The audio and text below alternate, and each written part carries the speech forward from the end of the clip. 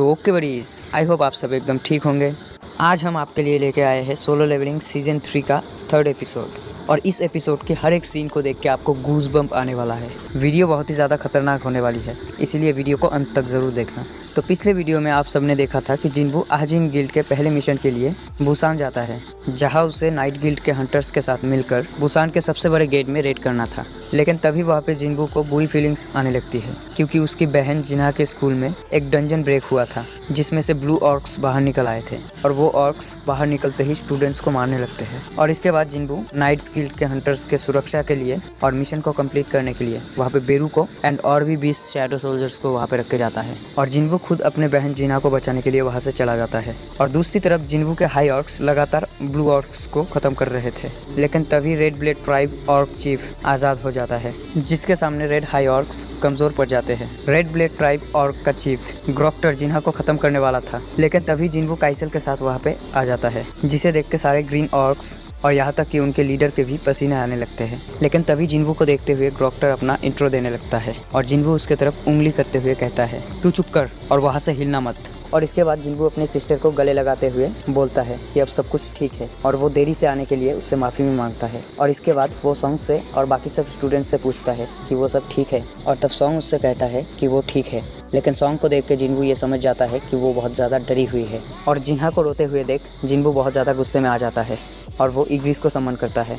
और वो इग्रिस से कहता है कि तुम मेरे लिए जिन्हा का ख्याल रखना। और इसके बाद जिन्वू कुछ और शैडो सोल्जर्स को समन करता है और वो उन सब से कहता है कि तुम सब सारे स्टूडेंट्स को नीचे ले जाओ। और ये सब देखने के बाद ग्रोक्टर अटैक करने के लिए तैयार हो जाता है, लेकिन जिन्वू उसके तरफ गुस्से में देखते हुए बोलता है, मैंने कहा हिलना मत। और ये सुनने के बाद ग्रोक्टर की फिर से फट जाती है और वो एक जगह पे बुत होकर खड़ा रहता है। और इसके बाद सारे शैडो सोल्जर्स स्टूडेंट्स को काइसल में चढ़ा कर नीचे ले जाते हैं। और इसके बाद ग्रोक्टर जिन्वू से पूछता है, तुम कौन हो? जिसके बाद ग्रोक्टर ये समझ जाता है कि कभी ना खत्म होने वाले रेड ऑर्क्स इसी के हैं। और वो जिन्वू से पूछता है कि तुम कौन हो और तुम हमारे भाषा कैसे जानते हो? और ये सुनने के बाद जिन्वू और भी ज़्यादा गुस्से में आ जाता है और वो अपना माना रिलीज कर देता है। और ये सब देखने के बाद ग्रोक्टर ये समझ जाता है कि जिन्वू अब उसके किसी भी बात का जवाब देने के मूड में नहीं है। जिसके बाद ग्रोक्टर सारे ऑर्क्स से जिन्वू पे अटैक करने का कमांड देता है। और तभी एक ऑर्क जिन्वू के सर के ऊपर अटैक करने वाला होता है, लेकिन उसके अटैक करने से पहले ही जिन्वू उसे अपने हाथ से पकड़ के नीचे पटक देता है और एक ही झटके में अपने पैर से कुचल के उसे खत्म कर देता है। और तभी दूर से 2 और ऑर्क्स जिन्वू पे अटैक करने आता है, लेकिन तभी जिन्वू कमांडर टच का इस्तेमाल करते हुए दूर से ही उन दोनों ऑर्क्स का गला पकड़ लेता है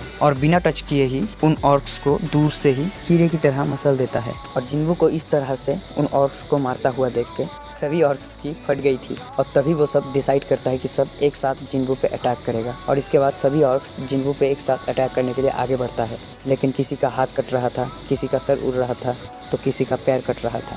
और इसके बाद जिन्वू इतने ज़्यादा गुस्से में आ जाता है कि वो एक साथ सारे ऑर्क्स को ख़त्म कर देता है। और ये सीन इतना ज़्यादा खतरनाक हो जाता है कि चारों तरफ बस ऑर्क्स का ही ब्लड दिख रहा था। और उन सभी ऑर्क्स को मारने के बाद जिन्वू ग्रोक्टर की तरफ आगे बढ़ता है और ग्रोक्टर के गले को पकड़ते हुए दीवार के ऊपर पटक देता है। और इसके बाद जिन्वू सभी मरे हुए स्टूडेंट्स की डेड बॉडी की तरफ देखता है और वो गुस्से में ग्रोक्टर से पूछता है कि आखिर क्यों तुम इंसानों को मारने के लिए इस हद तक जाते हो? तब ग्रोक्टर जवाब देते हुए कहता है कि उनके दिमाग में हर पल एक आवाज़ गूंजती है, खत्म कर दो इंसानों को। और तभी जिन्वू पूछता है कि क्या मेरे लिए भी ऐसा कोई आवाज़ आया है तुम्हारे दिमाग में? लेकिन ग्रोक्टर की इतनी ज़्यादा फट चुकी थी कि वो जिन्वू से माफ़ी मांगने लगता है। लेकिन जिन्वू कहता है कि पहले तुम मेरे सवाल का जवाब दो, क्या मुझे मारने के लिए कोई आवाज़ नहीं आई? तब ग्रोक्टर दोबारा से माफ़ी मांगने लगता है। और इसके बाद जिन्वू कहता है, ठीक है, मैं समझ गया कि तुम्हारे हिसाब से मैं इंसान नहीं हूँ, लेकिन मैं तुम्हें माफ़ नहीं करने वाला। और इसके बाद जिन्वू ग्रोक्टर को बहुत बुरी तरह से ख़त्म कर देता है। इसके बाद हमें बुसान वाले गेट के सीन दिखाया जाता है, जहाँ पे नाइट गिल्ड के हंटर्स बेरू के साथ मिलकर रेड कर रहे थे। और वही गेट के अंदर हम देखते हैं कि जिन्वू के एंड सोल्जर्स अनडेड के सारे आर्मी को मार के उनके बॉडी को खा रहे हैं। लेकिन तभी नाइट गिल्ड के एक हीलर एक एंट के मुंह से अनडेड की एक बॉडी को खींचते हुए कहता है, क्या तुम्हें पता नहीं है कि ये वैम्पायर काफ़ी कीमती होते हैं, इसीलिए इसे मत खाओ? लेकिन तभी वो एंट उस हीलर के ऊपर पंजे मारते हुए उसे दूर हटा देता है और वो उस बॉडी को खा जाता है। और इसके बाद वो एंट उस हीलर के ऊपर चीखती है, लेकिन तभी वहाँ पे बेरू आ जाता है और वो आते ही उस हीलर को हील कर देती है और वो बेरू को थैंक यू कहती है। और इसके बाद बेरू सभी एंट के आर्मी को लेके बॉस के रूम की तरफ जाने लगता है और तभी वो हीलर सोचती है कि किसी समन का हीलिंग मैजिक मुझसे बेहतर कैसे है। इसके बाद हम डंजन के बॉस रूम के सीन देखते हैं जहाँ पे नाइट्स गिल्ड के हंटर्स पहले ही पहुंच चुके थे और उनकी ये देख के फट चुकी थी इस गेट का बॉस आर्चलिच है। इसके अलावा भी वो देखते हैं कि उसके साथ 10 और डेथ नाइट है। आर्चलिच एक तरह की अनडेड की स्पीशीज है जो कि अक्सर एस रैंक या फिर टॉप टायर ए रैंक के गेट में ही देखने को मिलता है और इन्हीं में से एक ने कुछ साल पहले अकेले ही चीन के गॉड ड्रैगन गिल्ड को खत्म कर दिया था और ये इतनी ज्यादा पावरफुल होते हैं कि इनके सामने कोई एस रैंक हंटर ही टिक सकता है। और इन आर्चलिच के अंदर जिन्वू के तरह ही नेक्रोमेंसर का पावर होता है जिससे कि ये मरे हुए को कमांड दे सकता है और इसी के साथ साथ ये उन सभी मरे हुए चीजों को रिवाइव कर सकता है जिनकी बॉडी पूरी तरह से खराब नहीं हुआ है। और वही आर्चलिच को देखकर नाइट्स गिल्ड के लीडर हंटर पार्क ये समझ गया था कि उनके लिए इसे हराना नामुमकिन है। तभी उसके पीछे से एक हंटर बोलता है कि अब क्या करें। तभी वो लोग ये नोटिस करता है कि उनके पीछे से भी अनडेड की आर्मी आ रहा है और तभी वहाँ पे वो हीलर आ जाती है और वो इन सबसे कहता है कि ये वही अनडेड्स है जिसे कि एंट्स ने खा लिया था और पार्क उसे तुरंत गेट बंद करने के लिए कहता है जिसके बाद वो सेक्रेट शील्ड का यूज करता है और अनडेड को रोक के रखता है। लेकिन वो ज्यादा देर तक इन्हें रोक के नहीं रख सकता है और ये सब देखने के बाद पार्क ये समझ जाता है कि उनके बचने का सभी रास्ते बंद हो चुके हैं और अब वो जिन्वू के बिना यहाँ से बच के नहीं निकल सकते हैं। लेकिन इसके बाद वो हंटर पार्क को बोलता है कि वो 5 मिनट से ज्यादा इन अनडेड्स को नहीं रोक सकता है। लेकिन तभी वहाँ पे बेरू आ जाता है और बेरू को देखते हुए आर्चलिच बेरू से बोलता है कि तुम तो शैडो आर्मी से हो लेकिन मुझे ये नहीं पता कि किंग की पर्सनल आर्मी हमसे लड़ने के लिए क्यों आई है। तभी बेरू आर्चलिच से कहता है कि किंग ने हमें चुना है तुम्हें नहीं। और इसके बाद आर्चलिच कहता है कि ऐसा नहीं हो सकता, मैं खुद बात करूंगा किंग से। और इसके बाद बेरू कहता है कि तुम मरने वाले हो और इसीलिए बहुत कुछ होगा तुम्हारे पास कहने के लिए। और इसके बाद बेरू आर्चलिच के गले में लटक रहा पेंडेंट पे अटैक कर देता है जो कि उसका हार्ट है और इस तरह से आर्चलिच बेरू के एक ही अटैक से खत्म हो जाता है। और तभी सारे हंटर ये देख के हैरान हो जाता है कि इसने आर्चलिच को बस एक ही पंच में खत्म कर दिया। और इसी के साथ वो सब ये भी देखते हैं कि आर्चलिच के मरते ही अनडेड की सारी आर्मी भी खत्म होने लगती है। इसके बाद बेरू फिर से चीखता है और उसे देखते हुए पार्क कहता है कि मुझे लगा था कि ये पावरफुल है लेकिन इतना ज़्यादा पावरफुल है ये नहीं पता था।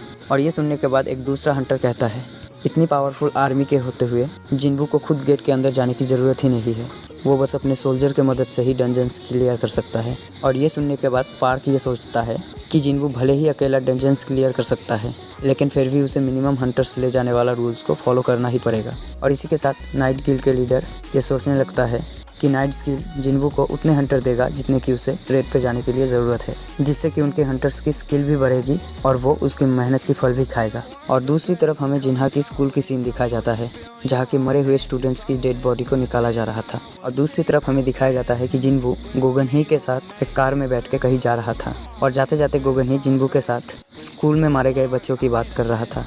इसी के साथ गोगन ही अपने फ़ोन से जिन्वू को एक चार्ट भी दिखाता है जिसमें कि अजीब ये था कि पूरे दुनिया में गेट खुलने का नंबर बढ़ रहे थे। और इसके साथ वो एक और अजीब बात बताता है कि लगातार अवेकन हुए हंटर्स के नंबर्स भी बढ़ रहे हैं। इसके बाद जिन्वू मन ही मन सोचता है कि ये दुनिया अपना बैलेंस मेंटेन कर रहा है और बदलाव आ रहा है। और इसके बाद जिन्वू गोगन ही से पूछता है कि वो उससे क्यों मिलना चाहता है। तब गोगन ही जिन्वू से बोलता है कि Japan, France, China, United kingdom, America और मिडिल ईस्ट के सभी देश जिन्वू से मिलना चाहते हैं।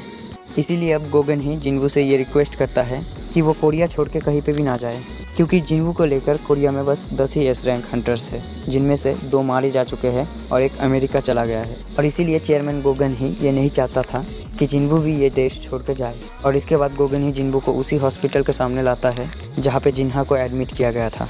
और इसी के साथ गोगन ही जिन्वू से एक बार फिर रिक्वेस्ट करता है और उससे बोलता है कि तुम हमें ज़रूर बताना जो हम तुम्हारे लिए कर सके। तब जिन्वू गोगन ही से कहता है कि उसे अकेला एडमिशन करने दिया जाए और उसे मिनिमम हंटर ले जाने वाला रूल फॉलो ना करना पड़े।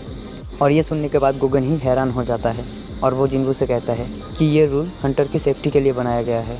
लेकिन तभी वो जिन्वू की तरफ देखता है और उसे समझ आ गया होता है कि जिन्वू अकेला रेड करना चाहता है और इसीलिए उसने अपना खुद का गिल्ड भी बनाया है। पहले तो वो जिन्वू के बात को मना कर रहा था लेकिन इसी के साथ वो ये भी चाहता था कि जिन्वू कोरिया छोड़ के ना जाए और इसीलिए वो जिन्वू के इस शर्त को मान जाता है। सो वडीज़, आज की ये वीडियो यहीं पे ख़त्म होता है और अगर आपको ये वीडियो पसंद आया हो तो वीडियो को एक लाइक ज़रूर कर दीजिएगा और नेक्स्ट पार्ट के लिए कमेंट में ज़रूर बताना। और अगर आपको ये वीडियो पसंद आया हो तो वीडियो को एक लाइक ज़रूर कीजिए। मिलते हैं नेक्स्ट वीडियो में, तब तक के लिए बाय बाय।